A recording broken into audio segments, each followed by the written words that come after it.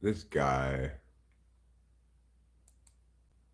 who's alive and does stuff.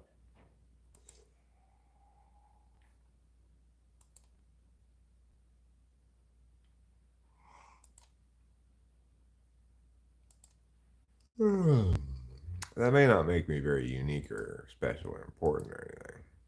I'll concede that.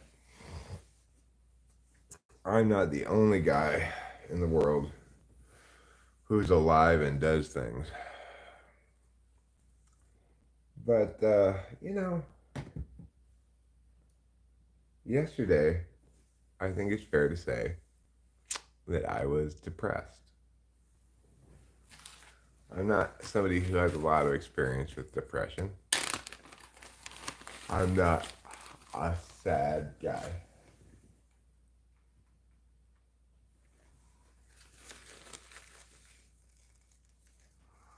I'm a happy guy.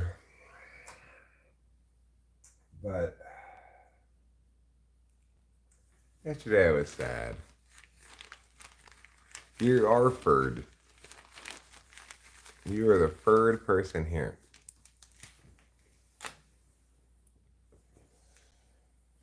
Um,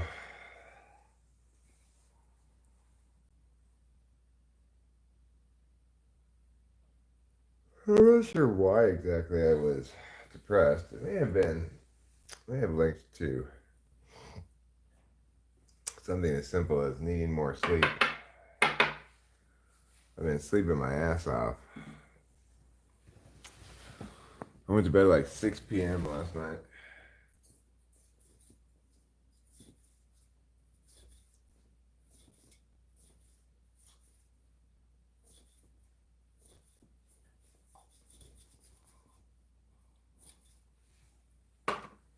Regardless, I'm feeling pretty tired still, but better, more like myself, more alive. And of course, I'm somebody who cannot have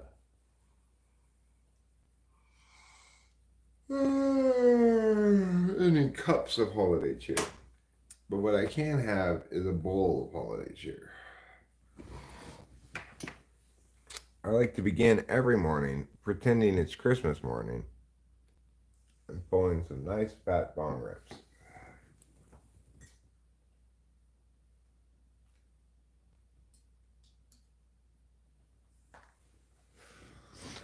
While thinking about Santa Claus coming all over my chimney.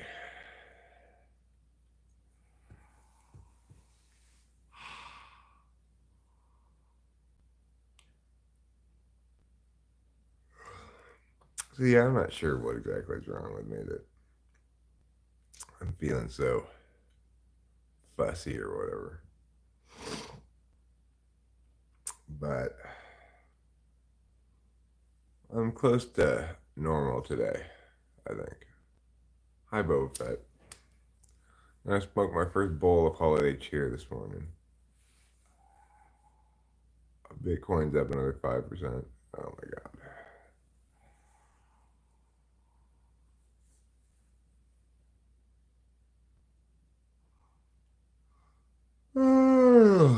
Big yawns for little Eric.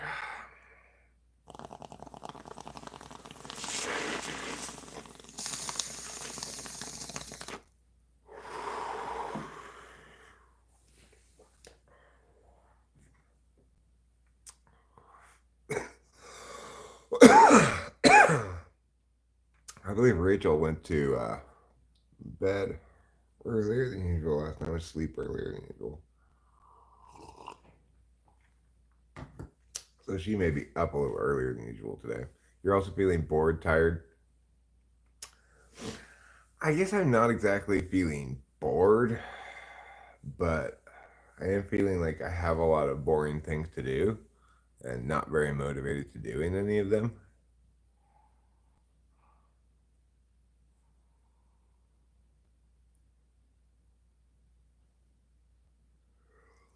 On the one hand, I'd like amphetamines. I mean, I would love to get a bottle of amphetamines today. That'd be great. I get so much done today and tomorrow, and then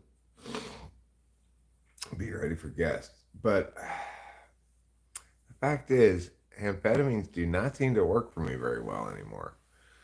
It used to be, I'd get amphetamines, I'd get all whacked out, and I'd make shit, you know? Now, I just, maybe the first couple of days I clean, and then I just tweak out on watching cartoons and live streaming. So it's like, what's even the point, you know? You're tired for reals as well. Well, we're a bunch of people. You, me, and Niebuhr, we're a bunch. Three counts as a bunch, okay? We're a bunch of people who life is beating us up a little bit. Now, the thing is, no sane person could ever say that life's beating me up at all. That would be unfair to everybody who's actually being beat up by life. But nevertheless, when you're feeling like this, when you're feeling meh plus meh plus a little bit of pure, well, you feel like life's beating you up, even if they're not.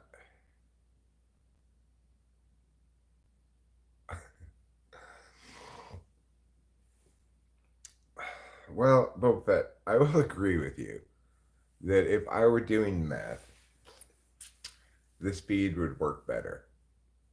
True. A couple doses a year won't do it, though, I can promise you that.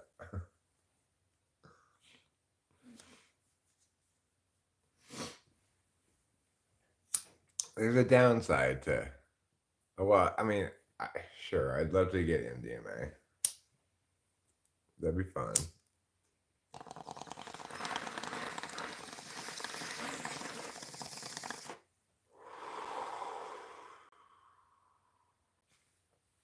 Of course, I want to hear that, Rachel, darling. I love you so much.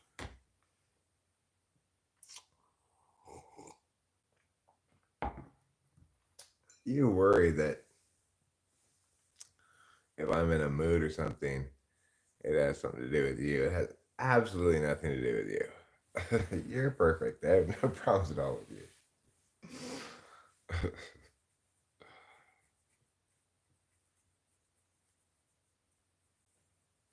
The problems I had yesterday, the last few days,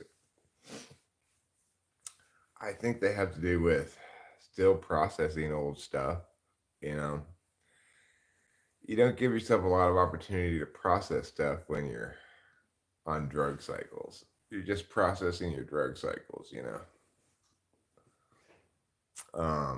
I had this horrible dream I was telling Rachel about a couple nights ago. Where in the dream I was like, oh Jesus, I need to call my dad. I haven't talked to him in a while.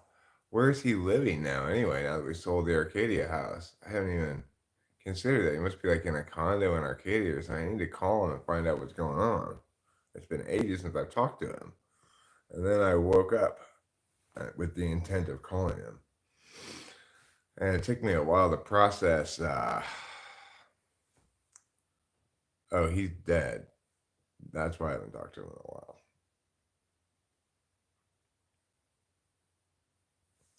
Rachel asked me what the dream meant, which is not something I had thought about beyond just it means, I guess, that I had a sad dream.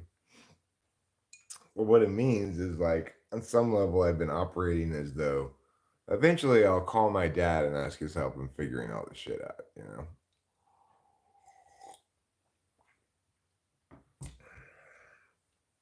I am very lucky. I get all the hugs and kisses I want from the woman I love.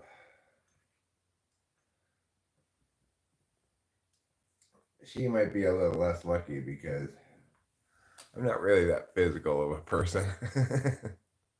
You know, she probably wants more hugs than I normally naturally give. How do you know it is true love for life?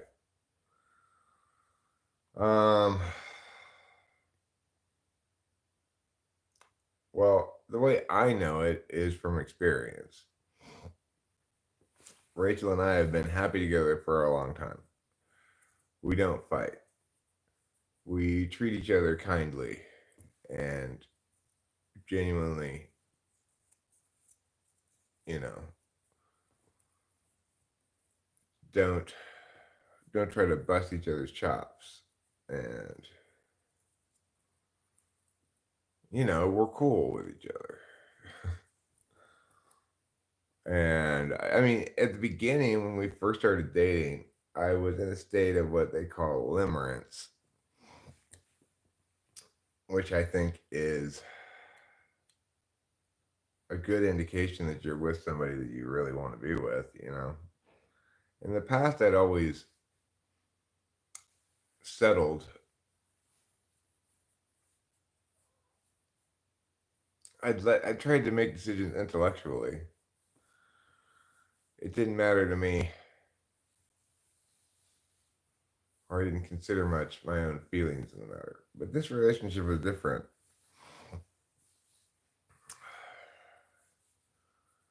I had more dating capital slash choice, and I was smitten with Rachel right away. Do I like being an ENTP? I don't know anything other than being an ENTP.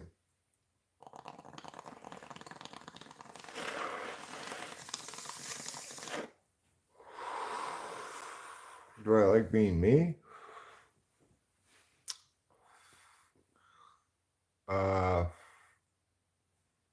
could do a lot worse. It's got its ups and downs.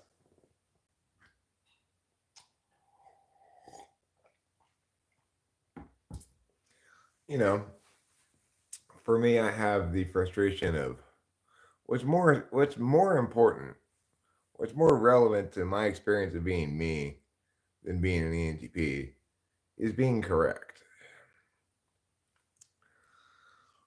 It is not the case that ENTPs are always correct or something, or that the incredible level of correctness that I attain is typical for ENTPs at all. It's not. My life is much more defined by being correct than being ENTP.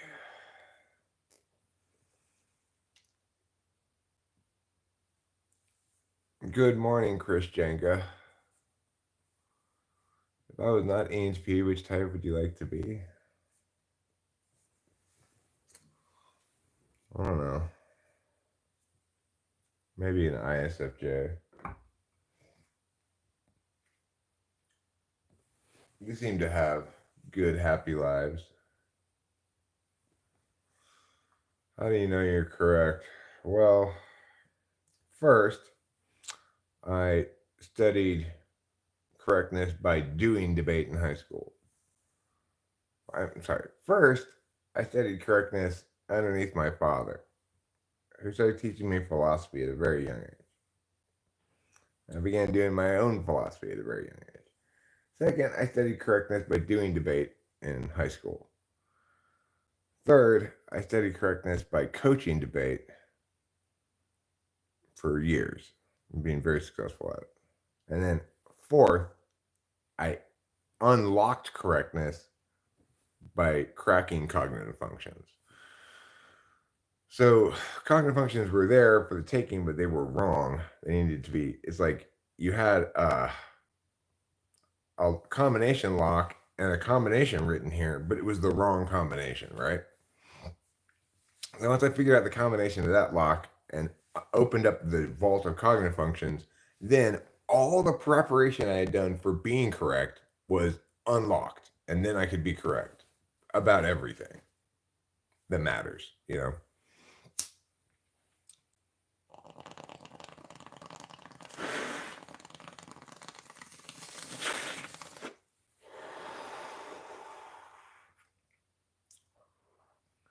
No, I don't think we should only debate when we know we're correct.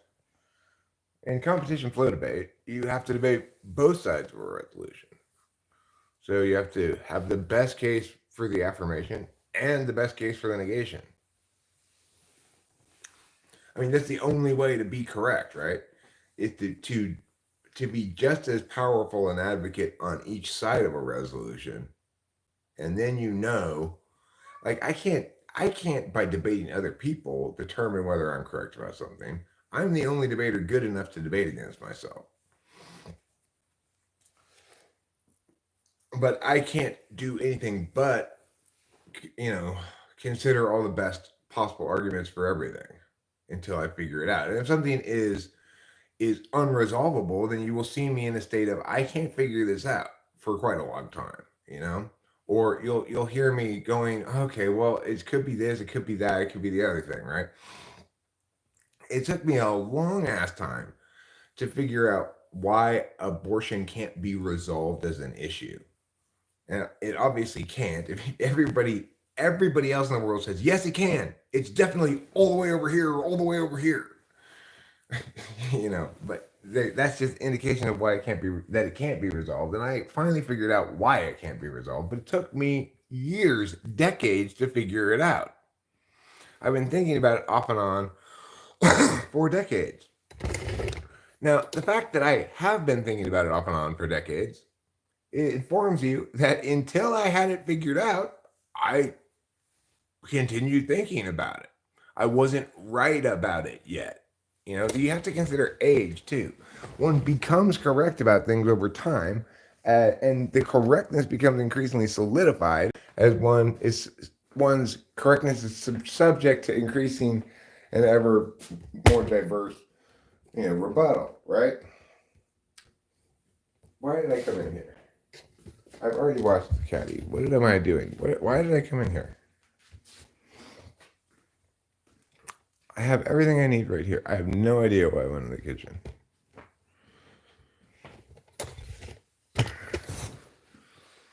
Of course, the most significant battle anybody who's correct about anything has to face is dealing with relativism. There has been universalized this notion that that's just your opinion is the winning rebuttal to anything, which is, of course, insane.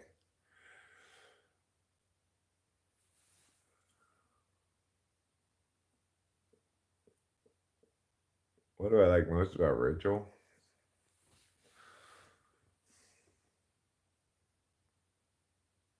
I mean, I like who she is. I don't like specific things about her.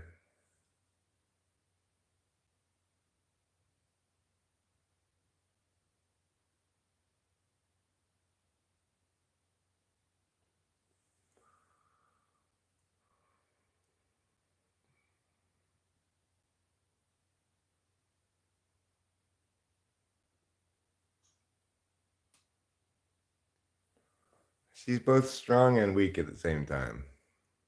Okay. Okay. Fair answer. Her tits. That's not a wrong answer.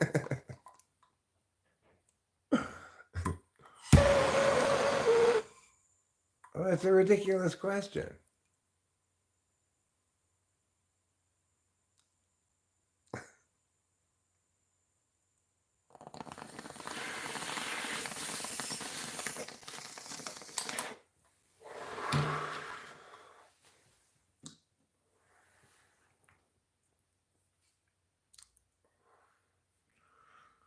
I mean, I like being in a relationship with her. I like being her husband. I like that she's my wife. She meets my expectations as a wife and as a partner and doesn't disappoint me consistently, which is very unusual.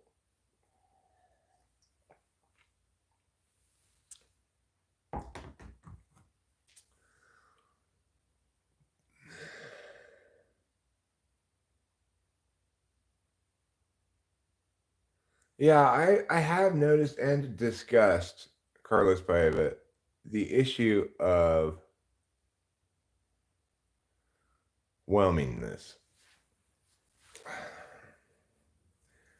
So, right now, I'm finding life both overwhelming and underwhelming.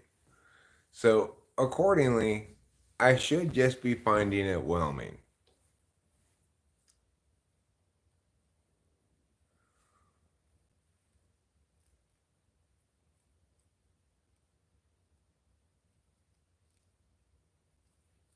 Men have this like role for the wife, and if she suits the role, they are fine.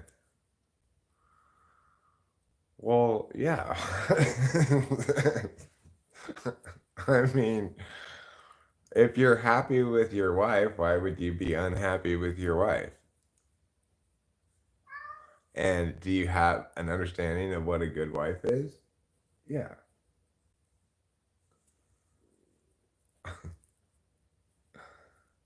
Who do you see me as, or do you like me for who I think I am, or the fantasy of me you've made up in your head? Which is so different from how women see. Well, so do you think that Rachel would be able to answer that question? Like, what does she like most about me?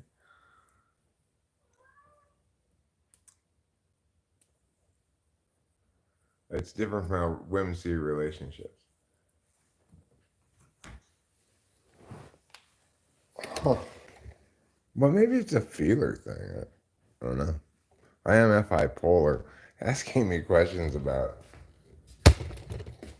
feeling yeah, yeah.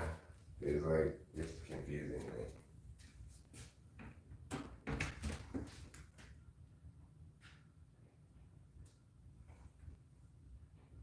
That's like, what am I, some sort of relationship coach? I don't know about these things. I know I love Rachel. Like, one way I know I love Rachel a lot is that the thought of losing her is just utterly devastating. So, obviously, if something's very important to you, you feel most strongly about not wanting to lose that thing, you know? There's no part of me that goes, but you know what? In some ways, life would be a lot easier without Rachel. Zero part of me says that. I've definitely felt that in previous relationships.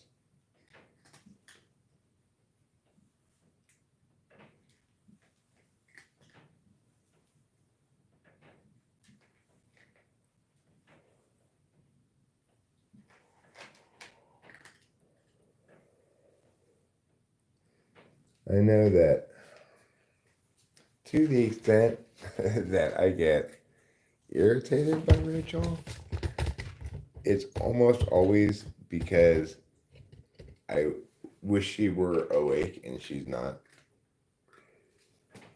Which it's like, if that's what's irritating you about your partner, you wish she were hanging with you right now, but she's asleep, then that's a good problem to have.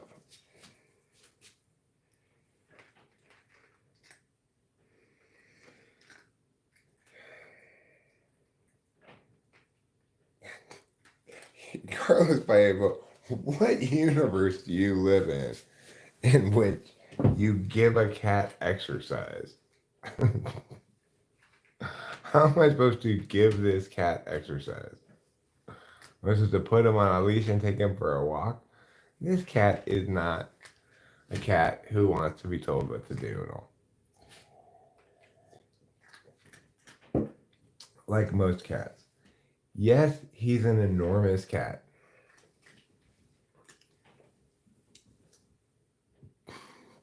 But I don't know if he's exactly fat. He's just a big ass cat. He does eat a lot, but just because he eats a lot is not a reason to conclude that he's fat.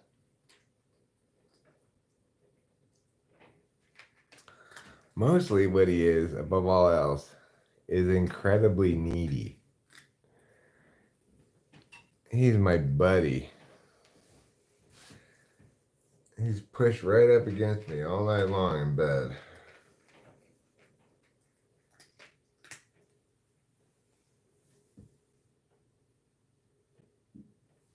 Oh, good. That was a short session. We only had to watch him eat for a little while. There. Okay.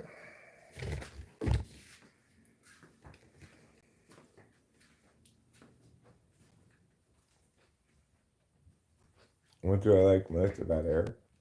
Rachel's probably asleep. Oh, she's awake still.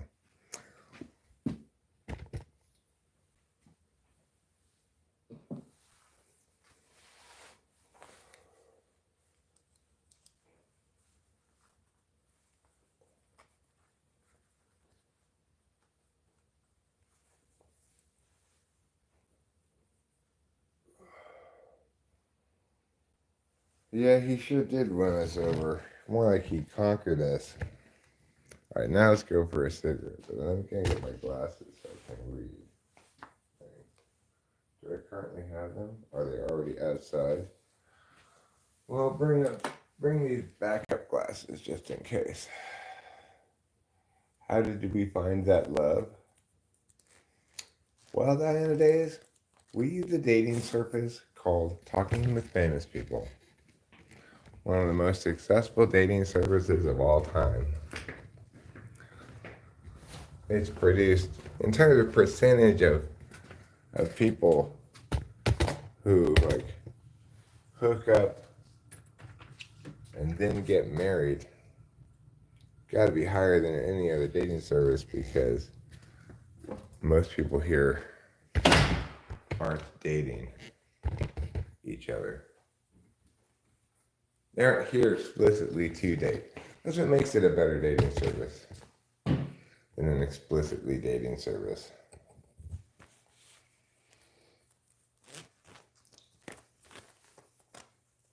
Well, I do have these are my backup glasses. I don't know where my glasses are.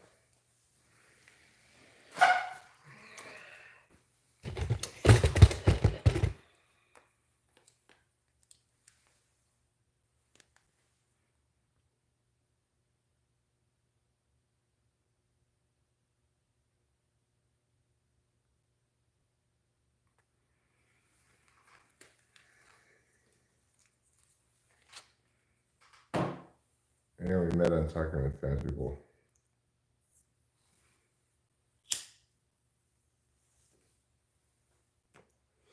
In that way, we are like Richard Dawson and his last wife, which was really only his second wife. He met her when she was a contestant on The Family Feud. I met Rachel when I typed her.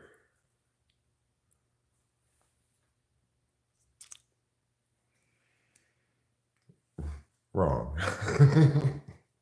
When I typed her wrong.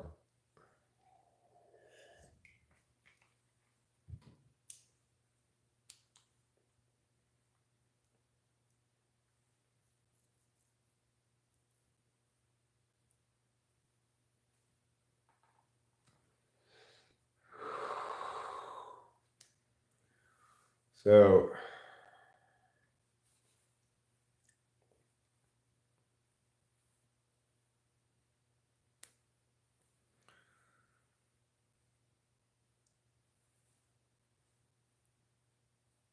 I guess, I best understand love as fear of loss. I've been divorced twice. Yeah, I don't know where my glasses are is an everyday statement. I've been divorced twice.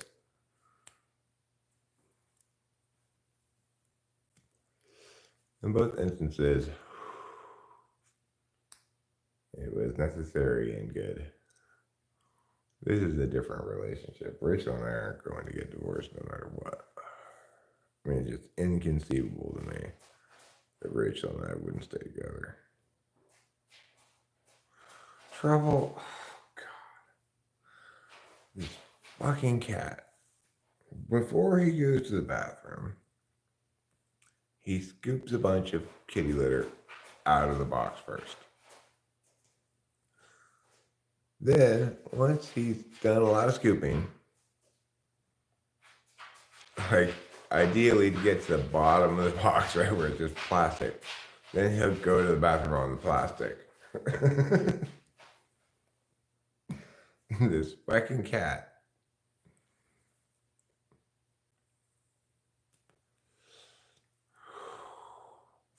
I don't think it's the whole of it. You know, nothing makes my heart sing quite as much as making Rachel laugh.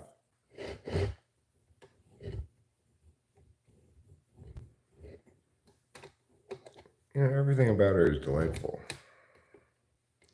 I want to have sex with her right now. I must be feeling better. I was feeling so, I guess, depressed yesterday that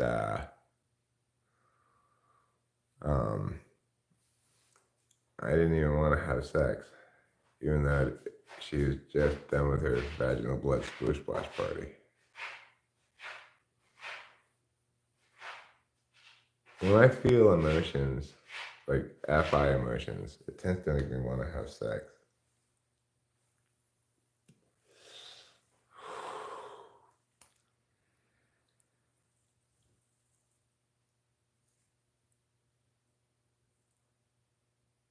I think women see love as wanting attention from that person. Well, I also see love like that. Like, I know I want attention from Rachel. When I don't want attention from Rachel, I'm either tweaking out or depressed. Even then, I want the company of Rachel. I just don't really want to talk. That's how I know I'm depressed, when I don't want to talk.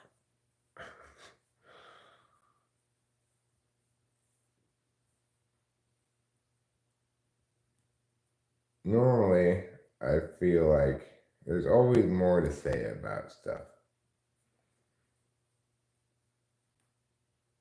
But if I don't feel like that, then it's not a good sign.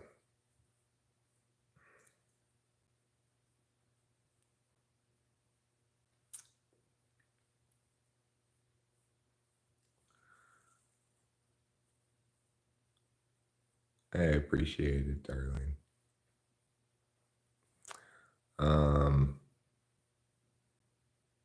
You know, it's like in the old stereotypes, one of the common relationship problems was men were uncommunicative,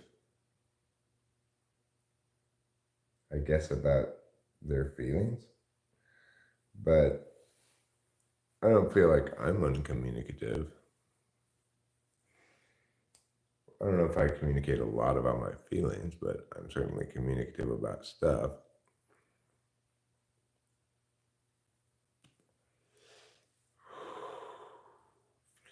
I don't know. Talking about feelings, though, is difficult because it seems to me I experience them on a very short-term time frame. So to talk about them, it's like talking about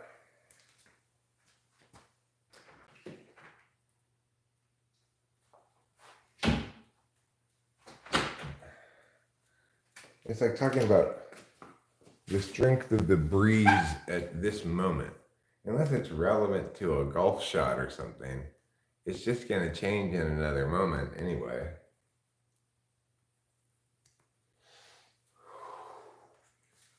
I know that one has consistency of those short-term feelings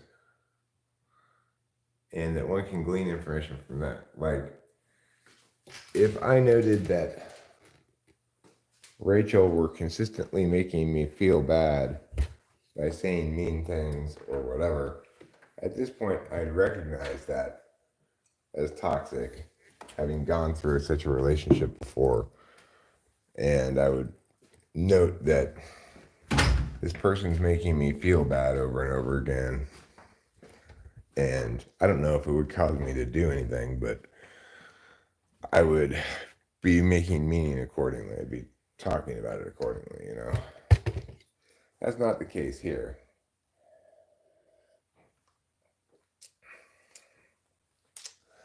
I tell you though, what I think I want to do right now. If Rachel's feeling awake enough, I don't know if she is, but if she's feeling awake enough, I'd like to stop this stream, uh, cut it a little shorter than anticipated, because all this FI has made me want to have sexual intercourse. But if she wants to sleep more first, I totally understand. It is 6 in the morning. So let's see what she has to say about that. We'll see if she's up and therefore down, or down and therefore not down.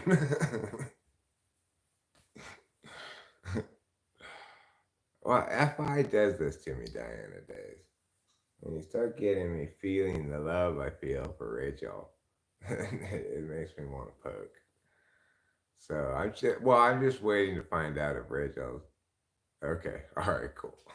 All right, so I'll see y'all later, and have a great morning. Later, we'll probably do a little bit of Ho Hum the musical about doing chores.